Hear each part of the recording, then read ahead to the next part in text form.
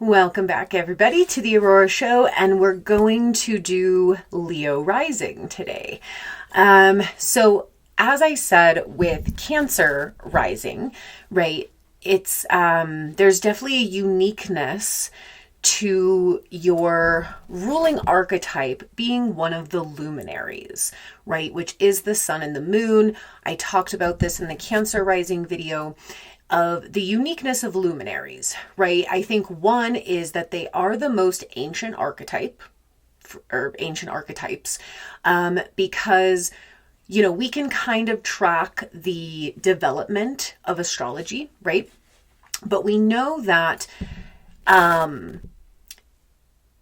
astrology developed as we became more advanced, and I'm sure we had more advanced civilizations than they have told us, right? So I'm just going off of like the basic history, but I am positive that we have had more advanced civilizations before, and they've probably reset us. Okay, let's just put that to the side.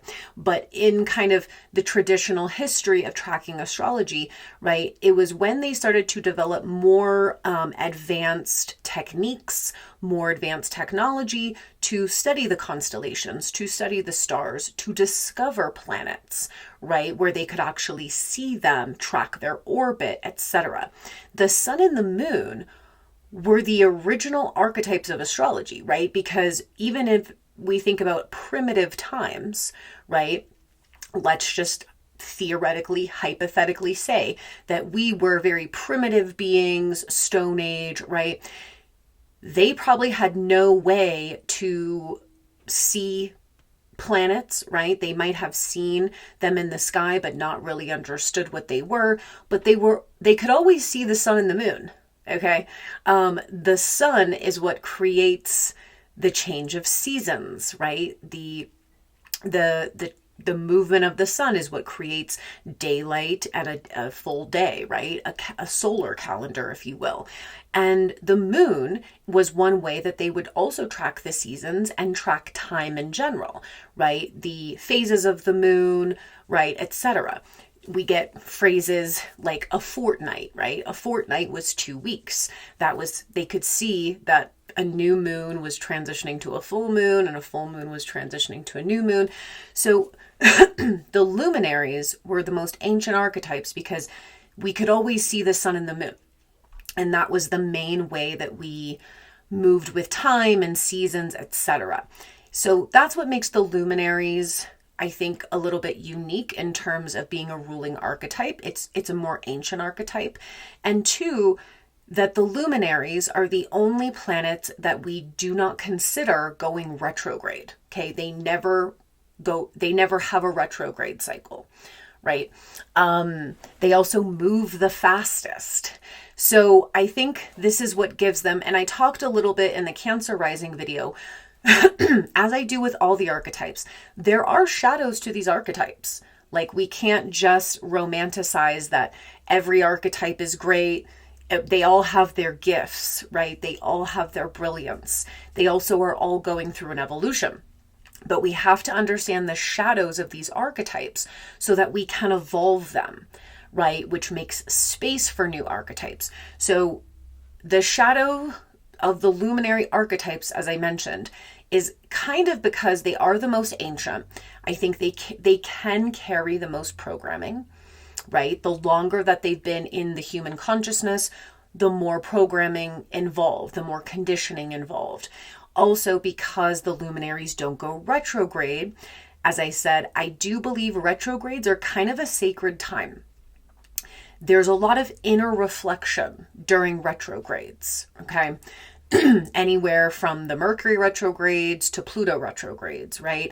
The outer planets retrograde for a long time, like 4 or 5 months, whereas the inner planets go retrograde for anywhere from like 3 to 6 weeks, right? But regardless, retrogrades are a sacred time because it's a moment where we slow down. It's a moment where we flip the energy from being externally focused, forward movement, right? External events, and we turn that energy inside. and we do inner reflection. We do inner work, inner healing. Okay. And this is the balance. Now, because the luminaries don't do that, we can find that if you're ruling archetype, if you're a Cancer rising or a Leo rising, your first house is ruled, right, by a luminary. So Cancer rising, your first house is ruled by the moon. Leo rising, your first house is ruled by the sun. Okay. Luminaries shine out. Okay. So they shine in different ways. Like I said, the moon is more subtle, but very important. The sun is bright, it's bold, it's warm, it's loud, if you will. And so when your first house of self, right, the first house, your auric field, the vibe you give off to the world, right, this can also become the mask. This is the mask you put on for the world. This is your kind of self-identity within the world. When it's always shining out, one thing is that the luminaries tend to overgive. Okay, so there is that element as well. There's always an overgiving of energy because your natural state is to emanate out constantly, right? Now, another shadow of that is a lack of reflection, a lack of inner understanding because you're viewing the world through the lens of your energy is constantly in output. So what can happen is this can lead to the selfishness I talked about with Cancer rising. Again, this isn't always conscious. It's just that selfishness is not putting yourself first, right? Putting yourself first is actually self-love, okay? Caring for yourself, self-love, right? Self-worth, self-knowing, confidence, like none of that is selfish. What becomes selfish is when you do not take accountability, when you cannot see how your energy is affecting the outer, when there's no pause for inner reflection, right? So that's just some of the shadows. Now with Leo rising, your archetype ruler is the sun.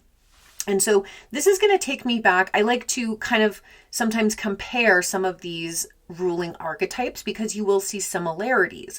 Like I mentioned with Taurus rising and Cancer rising, there's a lot of similarities there, right? They're both in tune with nature. They're both in tune with the cycles, the rhythms. They both have this sense of timing within them, right? And, you know, I think with Leo rising, there is a similarity to the Aries rising. Okay. As I said, Aries rising, part of your archetype and blueprint is there's so much action. There's so much palpable, potent, very strong energy, right? And so you have to be careful of that. Basically, Aries risings have to be careful of going overboard, right? In any area. Similar with Leo rising, the sun in any birth chart is a very dominant element, right? Like I said, in like kind of pop astrology, like, you know, I call it pop astrology because it's kind of more like fun, you know, meme type of astrology, but they're always focused on the sun sign. Right? Like everyone really like knows their sun sign. They read horoscopes based on their sun sign.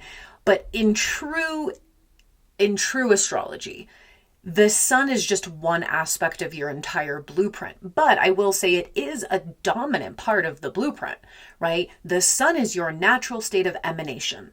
It is your essence. It is the loudest, brightest, boldest part of the chart. Okay. Now I did say with the moon, with Cancer rising, I think the moon is obviously equally as important in a chart. Like I find people emanate their moon much more obviously sometimes than their sun. But the moon is a very strong part of the chart as well. It's just more subtle. It's just more of the internal natural state of being, whereas the sun is the very obvious external, right? So with the sun as your ruler, you are loud. You could be physically loud, but your energy is loud. Okay, like I said, this This is very similar to Aries risings. But with Aries risings, it's more about what you're doing, right? Your initiative, your action, what you're doing, what you're focused on, that is very loud. Okay, everybody can see it. You know, everything you do is kind of a little over the top. The Leo rising, your state of being is loud. Your energy is loud. Your aura is loud. Okay. And so I think you have to be aware of that, right? We just have to be aware of that, because what can happen as well is Leo risings are just natural stars. Okay. They are the sun. So they get a lot of attention drawn to them. They are kind of born to shine. They are, you know, Leo is kind of the ancient archetype of royalty, right? Royalty and luxury, performance, creative expression. Leos are also very funny. They have a lot of energy. They are very warm, very optimistic. They are the sun. Okay, think of when the sun comes out after a long winter, everybody's serotonin goes up. Okay, sunlight gives you serotonin. Okay, we become happier. We're outside, right? Like, we like to be outside. We like to be in the sun, to be warm. Think of the most perfect, like, sun shining day. You're out and about, right? You might be on the beach, or you might be out on a hike, or you might be out with friends. You're sitting by the pool. Like, this is the Leo vibe. Okay. And so you bring this to the world. You bring this warmth, this energy. You carry a natural spotlight. Again, like I said, you'll see similarities with Aries risings. People focus on you. Okay. And one of the shadows of this as well is that Leo risings can desire so much attention and validation that they forget they are the sun. Okay. The sun does not need to validate itself. Okay. The sun does not need external validation. The sun does not need to explain itself. The sun just shines. And so you have to remember who you are. You have to remember the beauty, the warmth, the fire that you bring. You do not need it to be validated. But what can happen with a shadow Leo rising, with a ruling sun archetype, is there's this constant need for attention. There's this constant need to be praised. There's this constant need to feel like you are above others. That's the royalty energy. Okay. So your first house of Leo, you draw attention. Okay, your vibe when you walk into a room, you light it up. Again, I just mentioned all the shadows that can happen with that, but overall, this is your aura, right? Second house of self-worth, manifestation, income in many ways. This can be how we generate, we receive, we bring things to us, is ruled by Virgo. Okay, so you actually can do really well in detail-oriented type of work. But we also see that this second house is what can bring out the shadows of the first house. Virgo is known for its perfectionist tendencies. Virgo is the martyr sometimes. Like, we'll get to that in Virgo rising, but Virgo can be the martyr.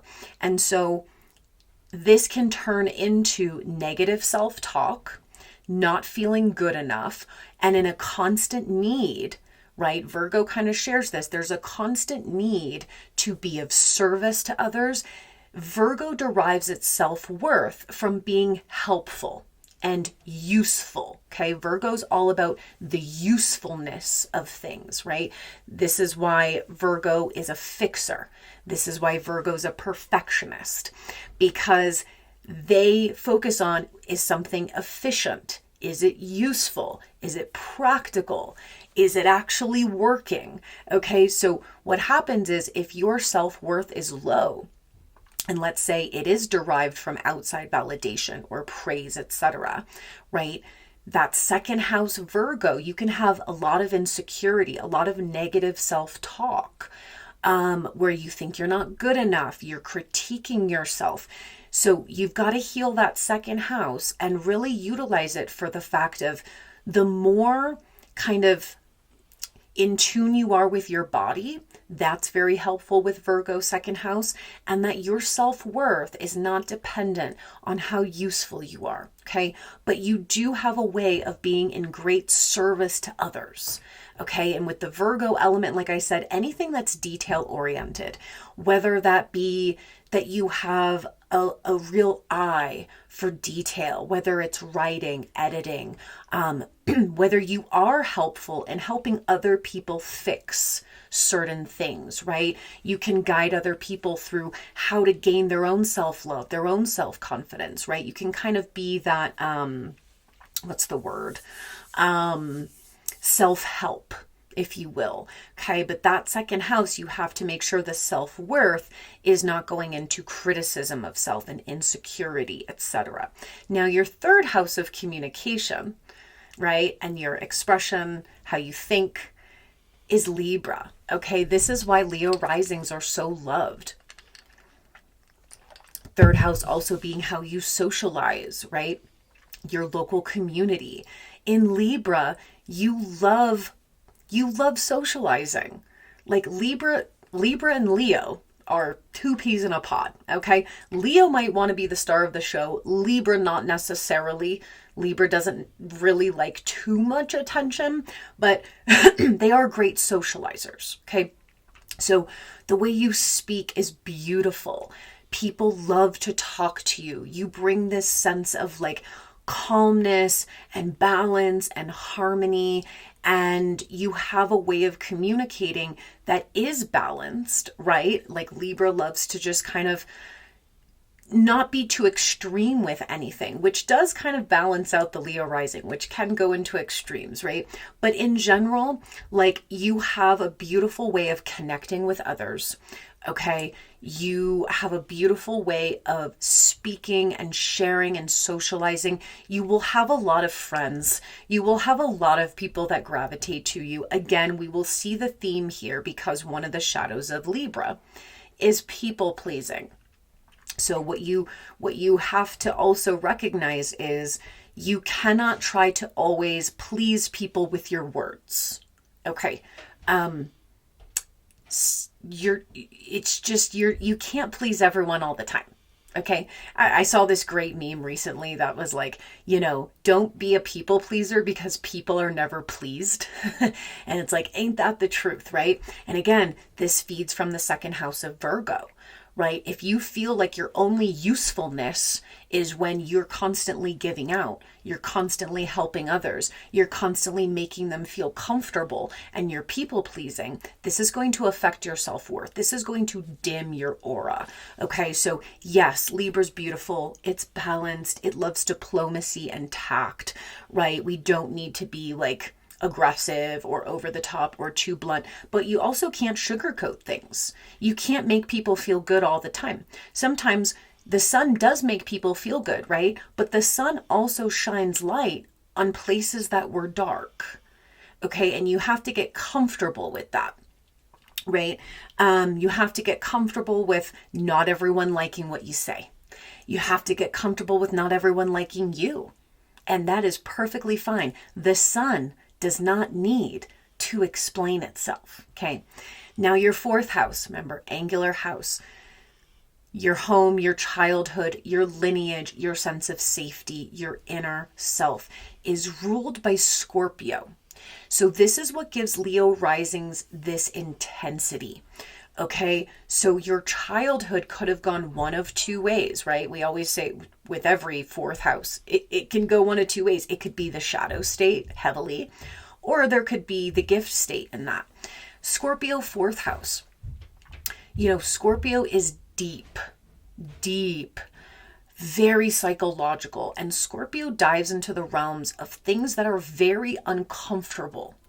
So your persona with the Leo rising, Virgo second house, Libra third house, could be that you are so likable, okay? People just love you.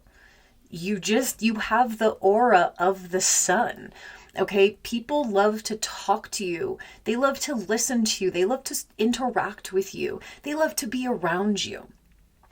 But in your home life and in your childhood, there could have been a lot of very intense or very shadow stuff that went on. And so maybe that made you have to pretend to be happy all the time. Maybe it made you have to be the one who brings the joy and the lightness because home felt heavy, right? So with Scorpio, this could be things like abuse, okay? This could be secrets in the family, right?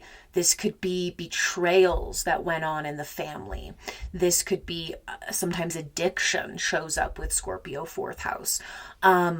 There's some sort of trauma there. And there can be in the shadow state, right? There could be that childhood was a little bit traumatic. There's some like deep-seated wounds there. And again, this can feed, the fourth house always feeds the first.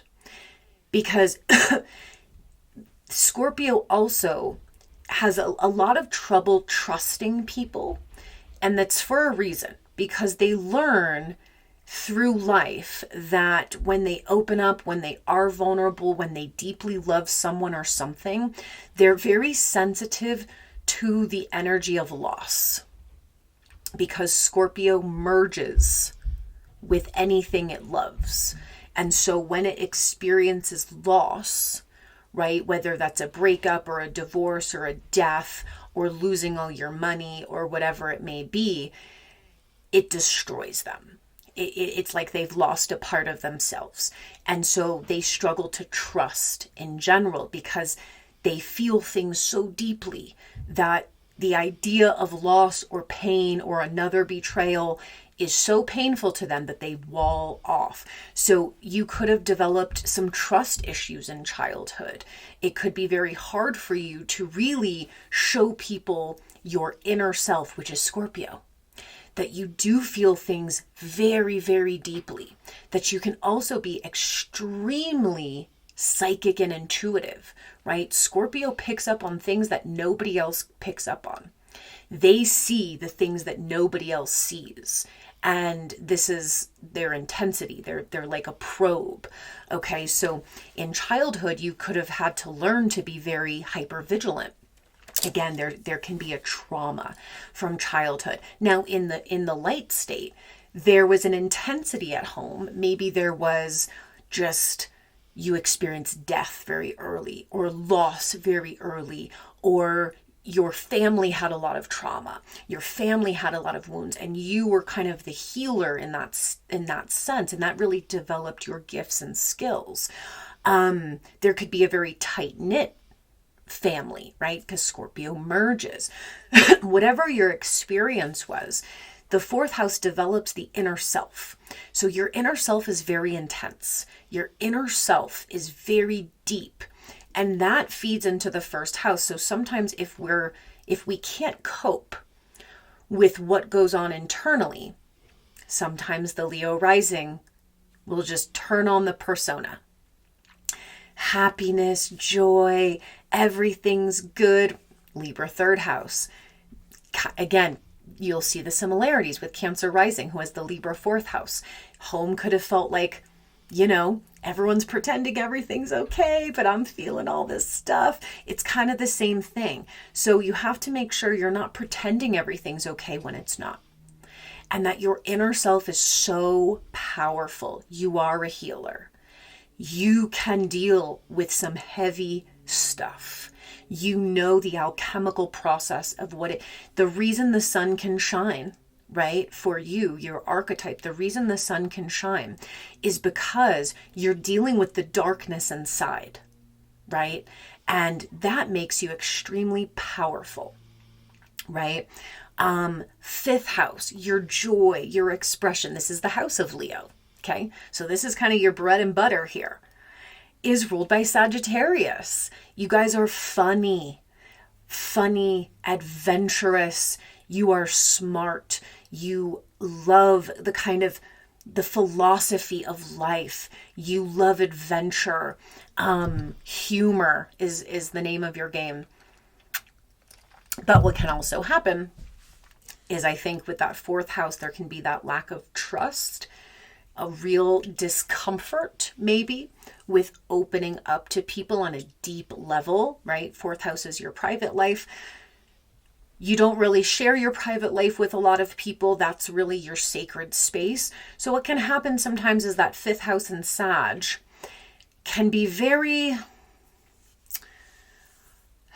promiscuous, can be very non-committed, can kind of just jump from one experience to the next, kind of always looking for the excitement and the high, right? But if you use it to the highest, you do have a brilliant way of kind of teaching others. You might be very passionate about certain topics, right? Virgo, second house. You really have a lot of information and details and research about certain things. And so your fifth house with Sag, you need lots of creative outlets. You need bold creative outlets, right? And you might find that you're really good at teaching. You're really good at sharing experiences with others. You really understand philosophy. You understand the bigger picture of life. And this is how you help others develop that same thing. Now, your sixth house of health and wellness, your daily routines, your work is ruled by Capricorn. Okay, I find this so interesting. You guys are hard workers. You are disciplined. You are consistent. You put the time and the effort in. Now, another thing you'll have to watch with a Capricorn sixth house is becoming addicted to work. And again, this kind of goes into Virgo second house. Okay, second house, the house of income, the house of manifestation, the house of what you're worth, right? Like I said, Virgo can sometimes undervalue itself, right? It's just the nature. Virgo wants to constantly be of service, help, give to others, and they can devalue themselves. So what can happen is sixth house Capricorn, you're a workaholic. If you're not valuing yourself enough, Virgo second house, you will essentially burn out your aura. Your light will dim because you're giving so much. At the same time, you're doing an intense amount of shadow work with that Scorpio fourth house, right? And your aura will dim because you're not valuing yourself enough. So whichever way you cut it, okay, sixth house, Capricorn, you're a workaholic. Just embrace it, okay? It's who you are. You need a structured routine.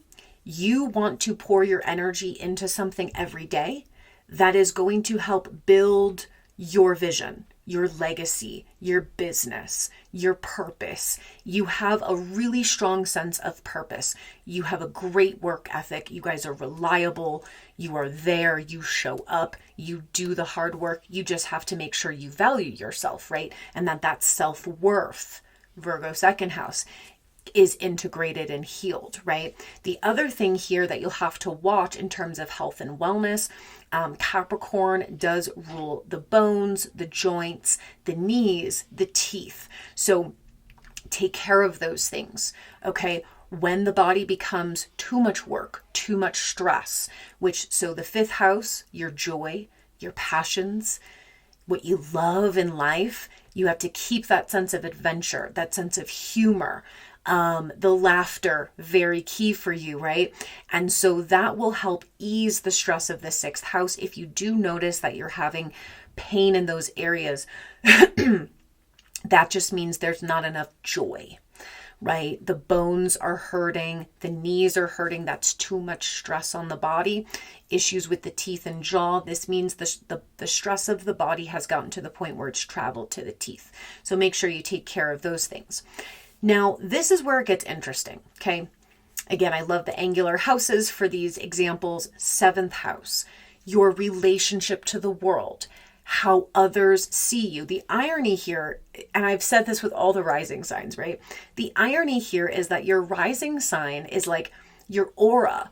And so this is how we see the world. This is how we emanate into the world. But the irony is that in the seventh house of others, most people, right? I call the first house in the rising the first impression, because it is the first impression. When you first see someone, You're looking at their rising sign plus any planets they have in the first house, right?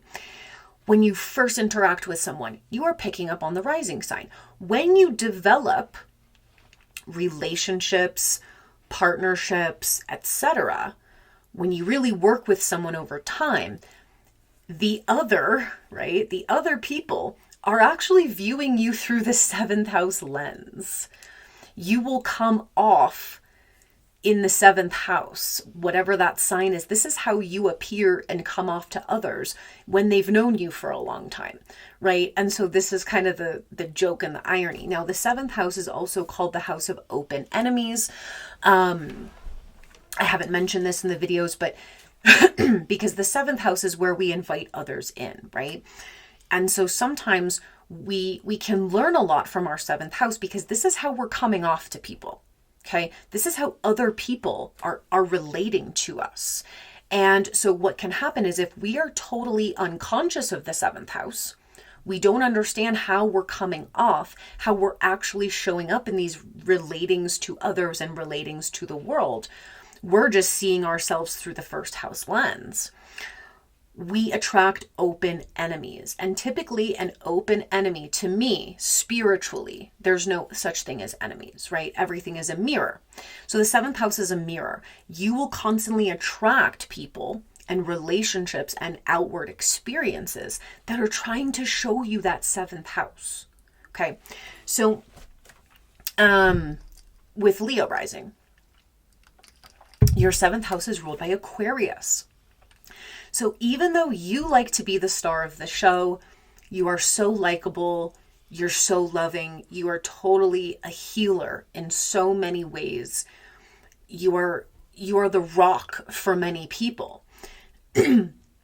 Your relationships and who you tend to be attracted to in terms of long-term partnerships, the kind of partnerships and contracts you get involved with, the kind of external experiences you have with people are Aquarian in nature. So you actually appeal. This is the irony, guys. Leo rising wants to appeal to everybody because Leo rising is the performer. The performer requires an audience. Okay. You can't perform for no one, right? Aquarius, its opposite sister sign, hates performance. Okay.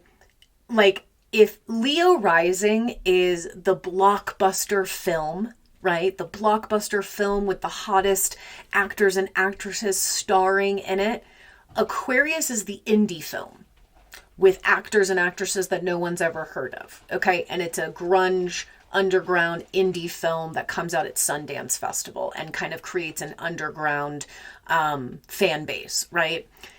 That's the way I can describe it. So the irony is that you attract people in the 7th house that are very different. They're looking for something unique and interesting. And so I think this can, what can happen here is that Leo rising will be like, well, why am I not appealing to the masses?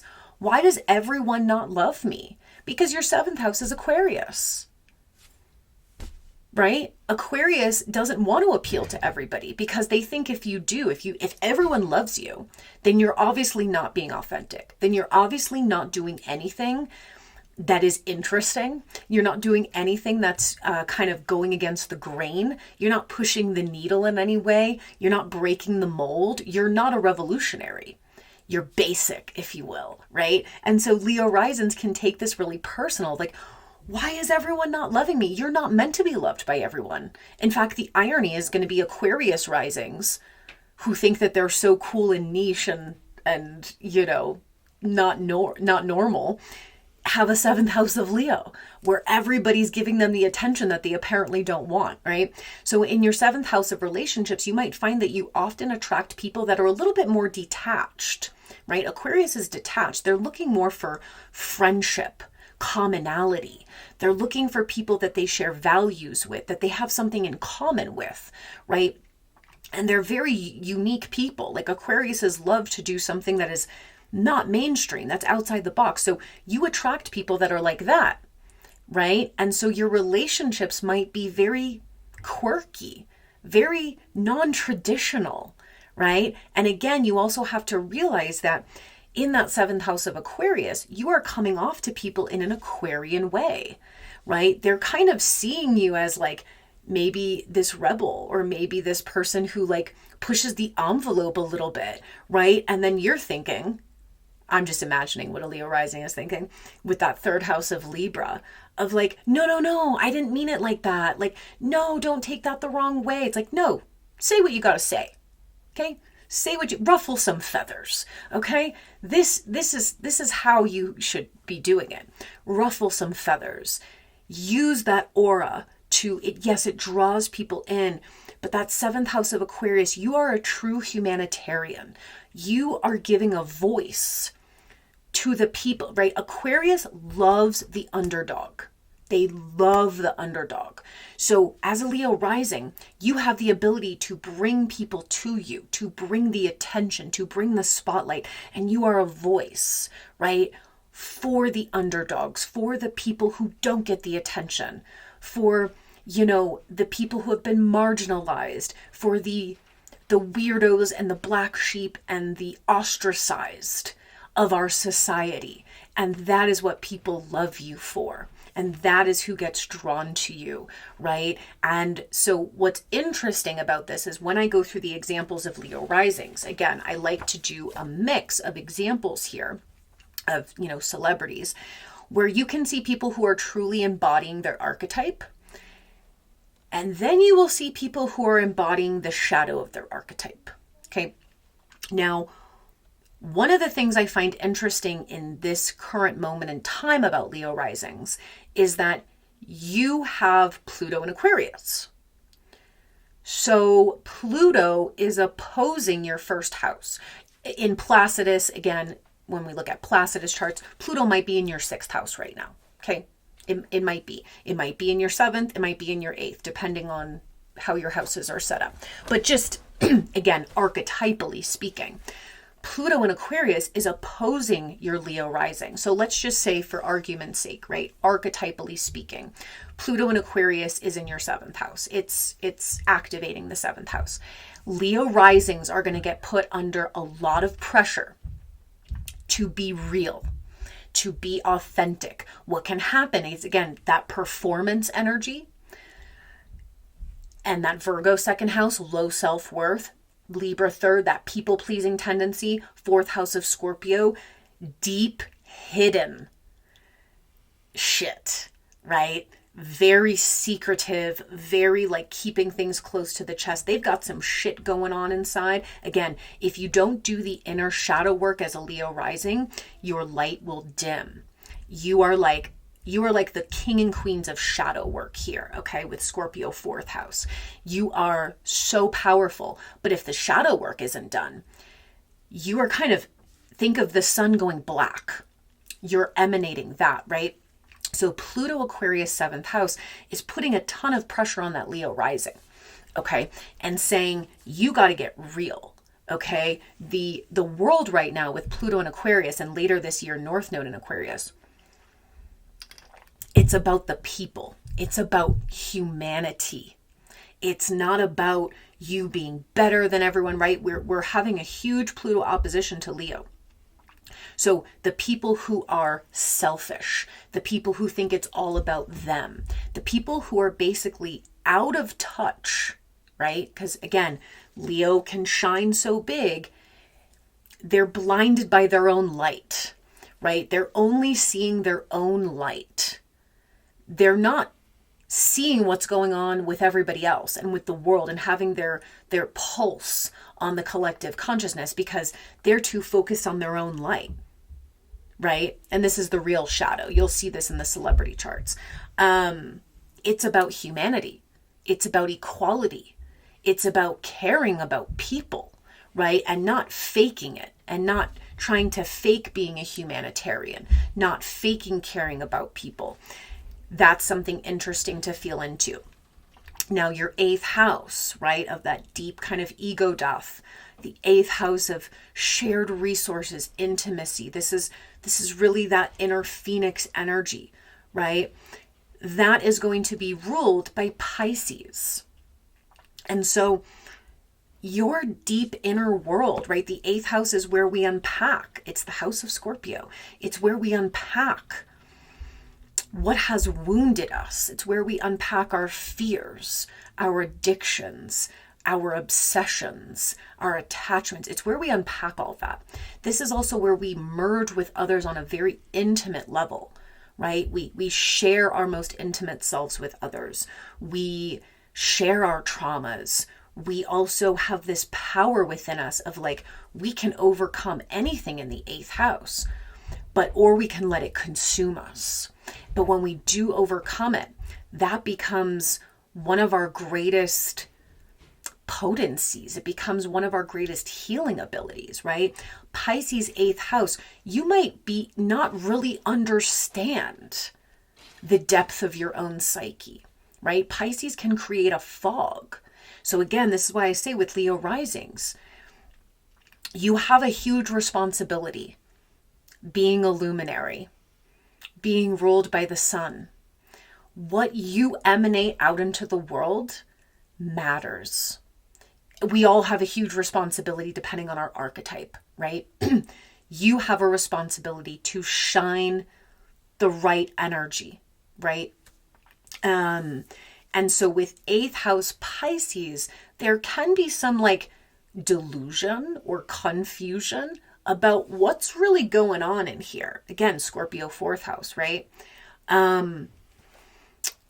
You might not see that there are maybe disassociation tendencies. Maybe when things are too heavy inside, there's a disconnect, right? We disassociate. We go into escapism, addiction, right? Pisces can also be very manipulative. People don't talk, maybe they do, but people don't talk about Pisces being super manipulative. It's always like Pisces is so empathetic and loving, and they are, right? They're so deeply feeling. They are also extremely manipulative in their shadow state. So you have to be careful as well of unconsciously manipulating people, right? Playing the victim, okay? Denying the inner work, playing the victim, feeding off of people's emotions, right? I think the beauty of Pisces in the eighth house, oh my God, you guys are like, you're such powerful, like healers and mystics. Like you really are, like that eighth house of deep inner work and empowerment, and you suffer on a deep level. There's a lot of suffering with Pisces, and the eighth house is not the easiest house. Okay, there's a deep level of suffering here. Again, this will link back to Scorpio fourth house. Okay, those are the water houses, 4, 8, 12. Those are the houses of the deep shit. So you might feel a lot of suffering and you don't know how to cope with it. Okay, your greatest gift is forgiveness. Your greatest gift is to empathize with others. Okay, by empathizing with yourself first and empathizing with others. Also, your imagination is so potent. I think Pisces 8th house, like just visionary, like you, such mystical, ethereal imagination energy, which really feeds into that Leo rising of like such visionary creatives, right? Now your 9th house, higher learning, expansion, growth. This is where life becomes big, right? That is ruled by Aries. Like you guys, again, can pave a very new path and be a leader, okay, in this area. The 9th house is like the preacher, the guru, the traveler, the wanderer, the philosopher, what would you call it? Philosopher, the teacher. You guys are powerful teachers. You are powerful in the sense that you can really take the lead here, right? With teaching other people, sharing your wisdom and experiences. Again, 5th house Sag, you love adventure. You got to get out there into the world. You've got to take the path less walked, or whatever they say, less trodden, I don't know. You got to get out there. You got to do the things that scare other people. You've got to walk the path that no one else has walked. You are the sun, okay? You have to light the way on the path. And this means that you can pioneer this new way of learning and seeing the world and really become very strong, inspiring leaders. And the truths that you speak, powerful. And that's the calling. The calling is to go into the unknown. And the 10th house of your mission. The 9th house is the calling, and the 10th house where it manifests your mission, your purpose, what you're recognized for. Your public image is ruled by Taurus. Okay? Taurus is stoic and stable. Taurus is loving. Taurus also represents wealth. What I think about 10th house Taurus is building a legacy, right? Taurus is the builder, 10th house is the legacy. You're here to build a legacy. You are here to build something that is long lasting, sustainable, right? Like the sun.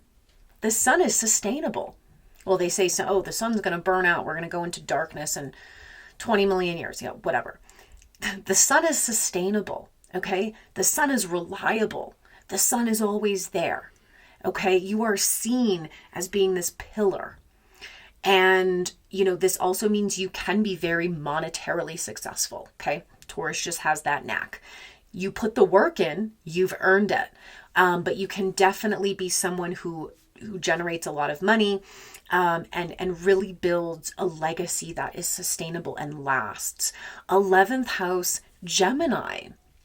I love this. Again, 11th house is humanity, the wider community, how we connect and relate to others in groups, how we form collaborations. It's our unique gift that we bring to the world, right? It's our little piece of the puzzle that makes an impact on the collective consciousness. Gemini, your words, your sharing, your teaching, right? Aries, 9th house. You can be parts of lots of different communities. You connect with lots of different people. And you have this art of people love what you say. They love you sharing. They love you speaking. Okay. And again, sometimes it's going to be physical. You need to get out there into the world. And other times this could be, again, through writing, social media, etc. Okay. But you have a way of sharing, giving information, and that people are really drawn to and people really love.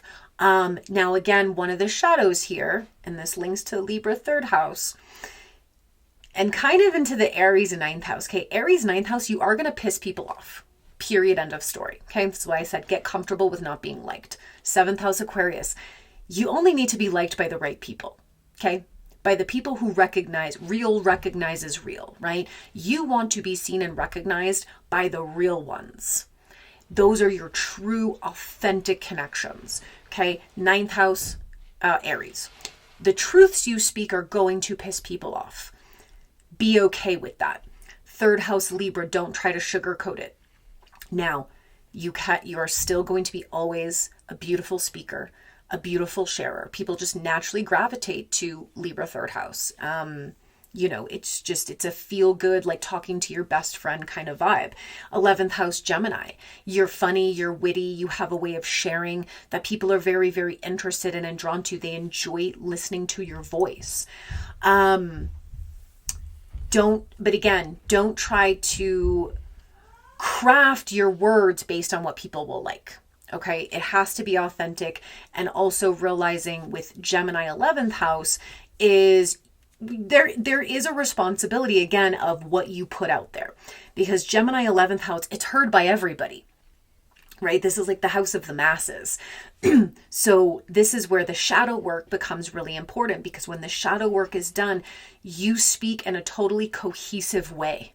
Totally cohesive, right? It's not like the foot in the mouth kind of thing. It's totally cohesive. It's funny. It has feeling. It has depth. And this leads to our 12th house, which always must be integrated, of Cancer. You are very emotional. You feel the emotions of the collective. You are tapped in to the pulse of the collective. Aquarius, 7th house, right? You love humanity. You're supposed to. And you feel what they're feeling, and you feel what they're going through. You have an incredible depth of emotion. Scorpio, 4th house. I mean, if you didn't feel everything, I would be concerned, right? It's a very emotional place. Again, what this has to be integrated as is emotional regulation. And also not allowing the emotions, the big emotions of what everyone else is feeling to affect you to a certain extent, right? Like if you allow the emotions of the world to weigh on you, which it will in the 12th house, you will feel catatonic. You will feel catatonic in how much you're feeling and the emotions of everybody else, and it will become very heavy. Again, such a responsibility with Leo risings, like so much love to you guys and to all the rising signs. We all just have like, all the contracts are tough, man. Like none of them are like super easy and simple, right? You have to have emotional regulation. Don't take things personally on behalf of others. And know when the emotion is not yours, and that you don't have to be consumed by the emotions of the world, because you have your own shit to deal with, right? And also, your job is to shine. Your job is to shine, and to shine with coherence and clarity. And it is not to take on the suffering of everybody. Pisces, 8th house. It is not to take on everyone's suffering, okay? What you're here to do is to teach people, show people, inspire people how to do their own shadow work, how to regulate their own emotions, how to take care of themselves. Okay, so one thing you have to be very aware of is emotional leakage. Okay, so if your emotions aren't regulated, that 12th house of Cancer, it subconsciously leaks out. And it's not the best thing. You also have to be very careful of the fact that you absorb a lot of emotions from other people. So you're going to have to spend time in your cocoon, Cancer 12th house, in your home, in your sacred space, digesting and processing all of this, right? That has to be integrated. Now let's go through some of these examples here. Off the bat, we're going to start with some of the villains, the Leo rising villains. Again, I do believe a lot of these are due to the Pluto in Aquarius opposition to the Leo risings. First one is Blake Lively. Never seen such a downfall as we saw with Blake Lively. She was like Hollywood's it girl, right? And the thing is she didn't actually do anything super incredible, right? Like no shade to her, but you know, she didn't do anything super incredible. Like she wasn't known for like, you know, incredible performances, or that she's like, you know, top in her craft. Like she just was somebody who everybody loved to watch and gravitated towards because she's beautiful. Leo risings are gorgeous. And she had this kind of warm, sunny personality, right? She was Serena on Gossip Girl. That was her main shtick. That's what everybody knew her for. I think Girl with the Traveling Pants as well. And then the Green Lantern, right? Which is where she met Ryan Reynolds. And so, but she wasn't known for like anything, like she wasn't winning an Oscar. Okay. Right. But her and Ryan Reynolds became this kind of power couple, and everybody, you know, she hosted the Met Gala multiple years in a row. Like she was just kind of seen as this like beautiful, big Hollywood star, but she didn't necessarily have the credentials to back it up. Right. Now, she's a 15-degree Leo ascendant. 15 degrees is a Gemini degree. Okay. What was her downfall? Saying a bunch of things that weren't actually true, or maybe they are true. We don't know, right? That's an ongoing lawsuit, etc. But what we can see is that a lot of the things she claimed or said, right, to get the attention, okay, very much attention seeking, playing the victim, and pretending in a way, 7th house Aquarius, pretending to kind of be like, well, I'm doing this on behalf of all women and I'm standing up for all women. And it's like, are you though? Are you though? I think Pluto in Aquarius decimated her. Of like, is this fake humanitarianism? Is this like fake, you're kind of being the voice of people who, have been traumatized or marginalized or kind of ostracized from society, right? Like the whole thing was about the movie that was supposed to be about DV, but yet the press tour was like all about her hairline, very Leo rising, and her other booze company, and it's about wearing flowers and giggling with your girlfriends. But this is a movie about trauma. This is a movie about women being abused and traumatized. Like, this isn't the time for like giggles and flowers, right? Again, she's blinded by her own light. She is not on the pulse. She is not part of the people, right? And Pluto in Aquarius decimated her. Now, again, that 15-degree Leo rising, Gemini degree, she said a lot of things and she couldn't back up those things. And that got her in trouble. Now, she is ruled by her sun at 1 degree of Virgo in her first house. 1 degree is an Aries degree. She gives off the vibe of perfection, right? Her hair, her clothes, her marriage, her life. She's giving the vibe of perfection. But unfortunately, it was a facade. It was a performance, right? Now, she also has Mercury in Virgo, Venus in Virgo, and Mars in Virgo, all in the first house. So again, I think that she was putting off this big persona of being perfect, right? And you can see from the lawsuit and things that came out about it, there was an overanalyzation to everything that she did. And again, this is a shadow of Virgo. They overanalyze everything. Everything is almost like manufactured. The details all have to be a certain way. There's a perfectionism. Everything is strategic. Okay, Libra 3rd house. Everything she said was like strategic, and it was performing always and saying things that she thought sounded good but weren't actually authentic. Okay, so this is an example of the shadow. Okay, this is an example of the shadow archetype. Now let's look at some other females who and feminine who had Leo rising, who I think are embodying more of the higher. Meryl Streep. She is a icon. She is she really is so talented. She has perfected her craft. Okay. She has been in so many fantastic movies. I do really like Meryl. Again, I don't know, we always talk about with disclosure, a lot of what celebrities do is very hidden and very secretive. Right now I'm just talking about kind of the archetype she gives off. I don't know whether these people are good people, right? Who fucking knows? But Meryl Streep gives me very much like the typical loved Leo ascendant. She is a 2-degree Leo ascendant, which is a Taurus degree. So she gives this kind of just like warm, stable, funny feminine, right? She's ruled by her sun at 0 degrees Cancer in the 11th house. She is like the mom to the people. Okay. Cancer in the 11th house here is like,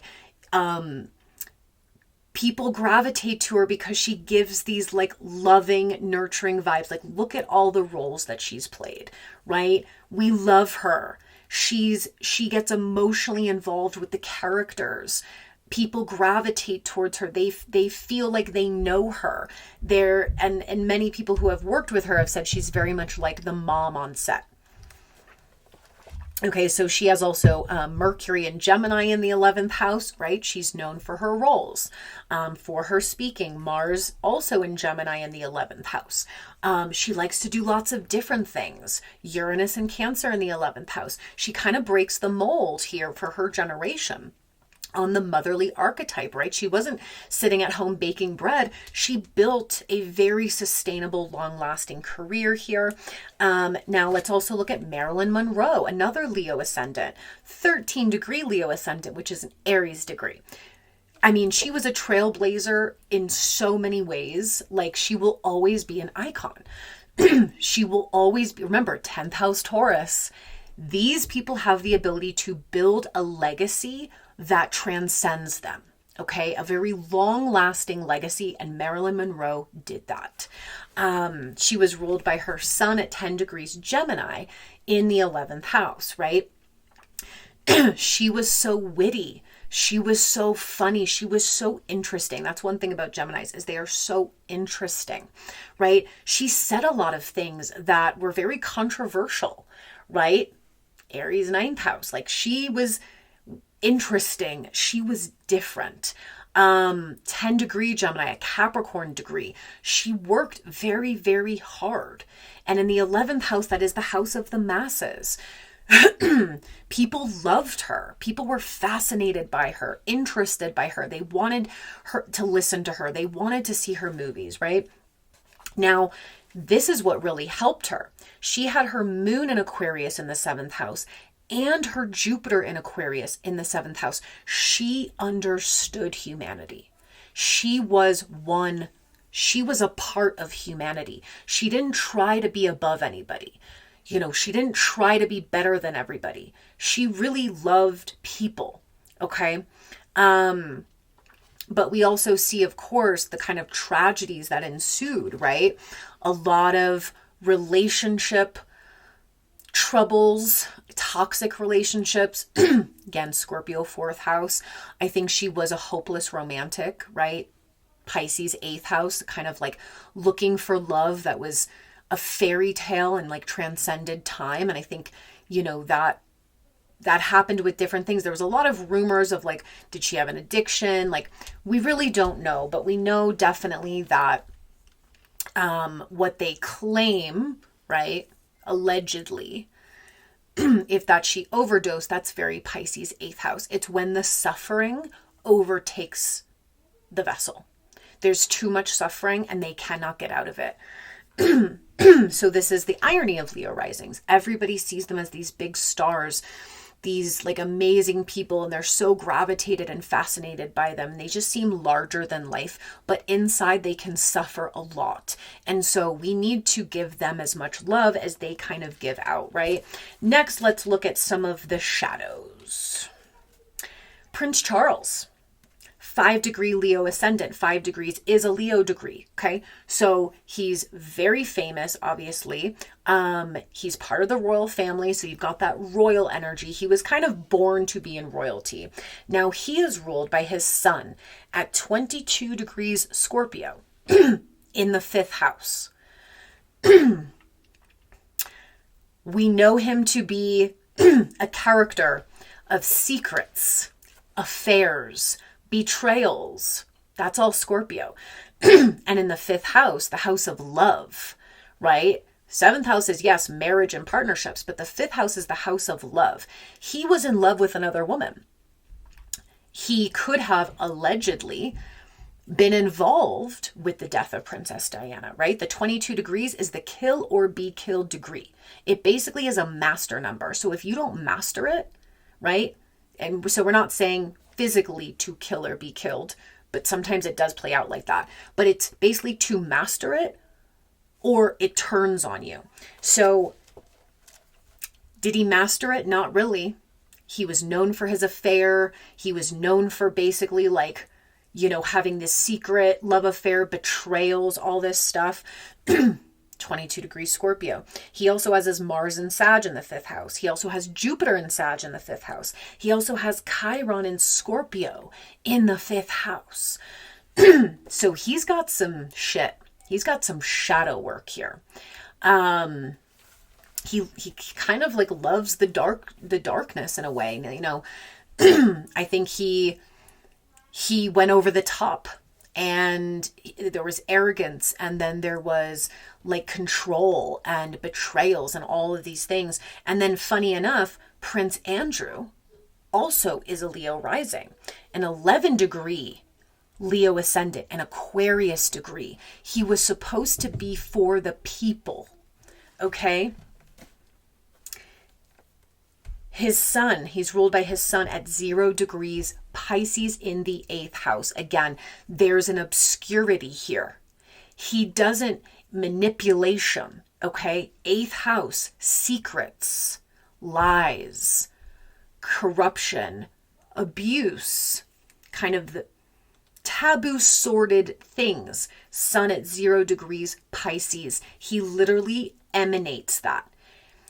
He is, again, we found out now, but he was secretly this very disturbed, sordid person who had a very secretive, obscured life, like nobody really knew, right? That's the sun in Pisces in the 8th house. But we can also say he definitely has a lot of suffering.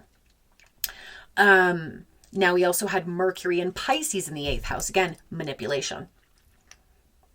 Manipulation. And when, this is an example of when imagination and fantasy take a wrong turn, okay? It will land you up where he is now. And that is thoroughly deserved. Now here's interesting. Chiron in Aquarius in the 7th house. I always notice that Chiron in Aquarius, there is a wound around humanity. These are people who were previously rejected from society, ostracized, and black sheeped, right? And if they don't heal that wound, what happens is they come to hate humanity. They hate humanity. Okay? And that is what happened with him. If he loved humanity, you would not be abusing children. Period. End of story. He didn't heal it. So because in probably past lives, he was ostracized and the black sheep and whatever, and he didn't heal it, he then repeated the pattern. And guess what's happening now? He's now again ostracized from the royal family, black sheep. He's rejected by society.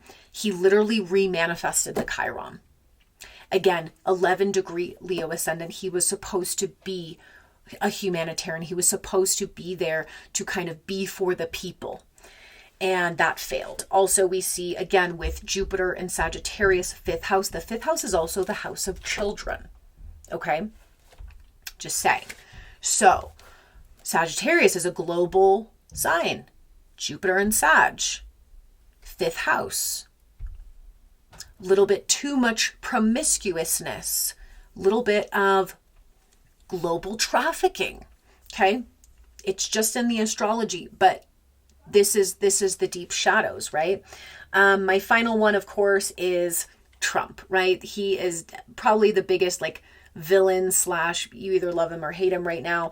He is a 29 degree Leo ascendant, which is also a Leo degree. He's extremely Leo, and you can see the shadow of that, right? Very much arrogant, very much blinded by his own light. Okay, he is ruled also by Sun at 22 degrees, same as Prince Charles. His is in Gemini in the 10th house, the killer be killed degree. Okay, it's the mastery of his words. The 10th house is public recognition. The 10th house is government. The 10th house is your career, your purpose, your vocation in life. Okay, he is currently the president of the United States. He either needed to master his words or it was going to, right, kill or be killed. Okay, I mean, not much else to say. I think we all get the gist here. He also has Uranus in Gemini in the 10th house and his North Node in Gemini in the 10th house. They are all conjunct. In his highest, which I believe in his first term, he embodied more of this. In his highest, he was here to say things, to share information that maybe shook things up a bit, right? Maybe ruffled some feathers, but he was here to kind of be a disruptor. Just to be a disruptor, right? But now we also see the shadow of this. There's erraticism. There is a lack of integrity with words. There is just too many things being said that are not true, not backed up, not in integrity. There's confusion. And this is the negative aspect, I think, of Uranus there. Now, he also has Mars in Leo and Pluto in Leo in the 12th house. Okay, it's not been integrated. Okay. Mars and Pluto in the 12th, anytime those two are, they're not conjunct, but they are closer together, right? This can be very diabolical. This can be very explosive. And because it's in Leo in his 12th house in Placidus, right? The arrogance, the selfishness it's hidden. It's subconscious. He might not even see it. And that's why there's such a disconnect here. There's such a disconnect between how he's being perceived and maybe what he thinks he is, right? This is why you must integrate the 12th house. So those are my examples for Leo risings. I love you guys. Keep shining, babes. And I'll be back soon with the Virgo rising video.